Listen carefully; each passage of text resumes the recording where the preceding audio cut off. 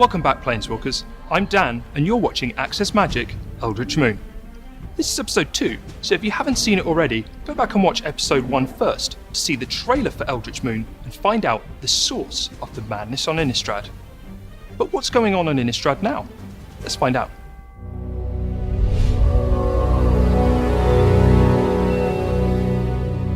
Hey, welcome back to Access Magic, Eldritch Moon. Today I am joined by Principal Designer Jeremy Jarvis and Story Team Manager Jenna Helland, and we're going to talk about the development of the rich world of Innistrad. So, spoiler alert, Emrakul has arrived on Innistrad, and we've never seen this happen before, right? That's right. We saw Ulamog as the destroyer, we saw Kozilek as the warper of reality, and now we see Emrakul as the warper of biology and people's minds. So her environmental destruction is a bit more permanent, right? It is. The people of Innistrad are never going to be the same. Now, I love the imagery that we have here of people blooming into Eldrazi, because it's a very serene word to bloom into something, right? It suggests birth and new life. Right. It's that juxtaposition of beautiful and terrible that we like with the Eldrazi. Like, they're terrible, unknowable shapes and these really beautiful, vibrant colors. And with Emrakul, people just blossom. It's Eldrazi spring. You get tentacles. Yeah, you get tentacles, you get extra limbs, you get all that good stuff. Shadows over Innistrad was great because you can just see randomly in some small parts, like a boop, just a little sprout here and there. Yeah. And like anyone that's attentive obviously looks and goes like, that's not like a zombie thing, right?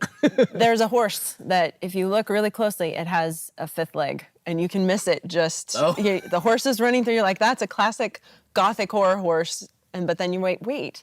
You know, there's a fifth appendage on that thing. So if you're paying attention, and especially if you're familiar with how Magic's creative team works, it was probably pretty loud for the people really paying attention. Yeah. Right. And for other people, it just led to a lot of conjecture, which we're also absolutely fine with. And it was really fun because with Shadows over Innistrad, we got to continue the Gothic horror feel and start playing with the psychological madness, with the idea that, you know, that sense of dread was just growing, like you catch something out of the corner of your eye and you're not quite sure what it is. And then for Eldritch Moon, you get to just, you know, go from Gothic horror to cosmic horror. Right. And that's been a lot of fun.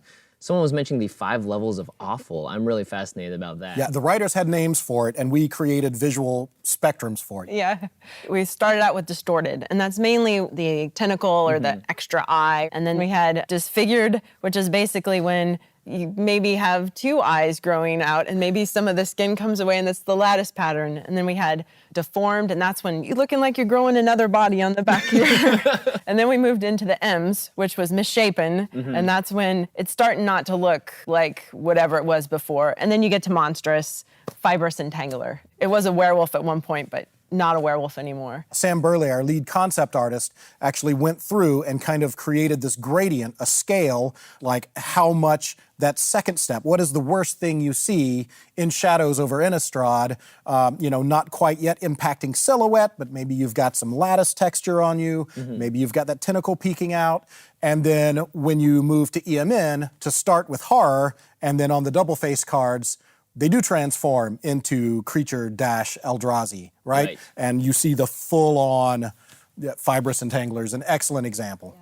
Now, in Shadows over Innistrad, we only got to the 2nd level of awful, and one of those cards was the Lone Wolf of the Natternolls. Right, you see this werewolf, and he's got some back knee on his shoulder, and a little bit of lattice on his latissimus dorsi, and that's bad, right? Until you see EMN, and then it's just like, nope, fibrous entangler. Yeah, I like that we just turned the dial up, as you said, just so you can take it all the way. EMN secretly shows you how good they had it in SOI. And it wasn't that good either. Yeah, right. It's always in hindsight that you realize. Yeah. Now, we've talked a lot about how Emrakul affects the citizens and denizens of Innistrad, but one group of angelic folk have also been sort of destroyed by Emrakul. Poor Bruna. Yeah, she's not having a good day. Yeah, I think last time we saw them and, Avacyn Restored, they're sort of this beacons of hope and light, and wow. I mean, it was always going to end poorly for them. Let's be honest. That the story demands. The concept push made it a little worse. Like, there was some pre-writing about maybe, once you're all bloomed and latticey, things have the tendency to kind of merge together. Vincent Proce, a very talented illustrator, came into the concept push and drew what that was.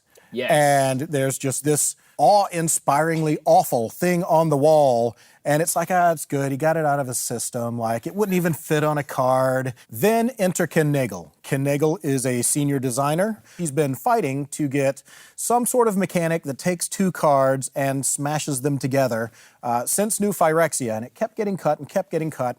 And on the strength of that concept illustration, finally managed to get that to fly internally. So these 2 cards flip over and a brand new mechanic is introduced, Meld.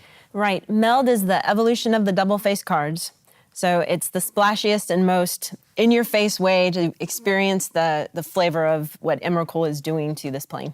What it does is you have card number 1 in play. Once you get card number 2, they transform together and meld into something worse than either of them. Oof. As if the Emrakul and her brood was not terrifying enough. Seeing that facing you down has to be a very intense experience. It's important to us that it read across the table. Yeah. That's it today on Access Magic Eldritch Moon. Thank you, Jeremy and Jenna, for joining me on the show. I'm Jimmy Wong. Stay tuned for a message from your local community manager and a first ever preview of Meld cards. Thanks for watching, Planeswalkers, and be sure to come back next week for the final episode of Access Magic Eldritch Moon. Next week, we're going to hear from James Wyatt and Mark Winters, who are going to tell us about all things Liliana Vess. Before then, though, don't forget to pre-register to play in the Eldritch Moon pre-release. These events will be taking place July 16th and 17th at a local game store near you. Now, I'm sure you're all wondering, what happens when Bruna and Gisela meld together? Let's find out and unleash the horror that is Brizella.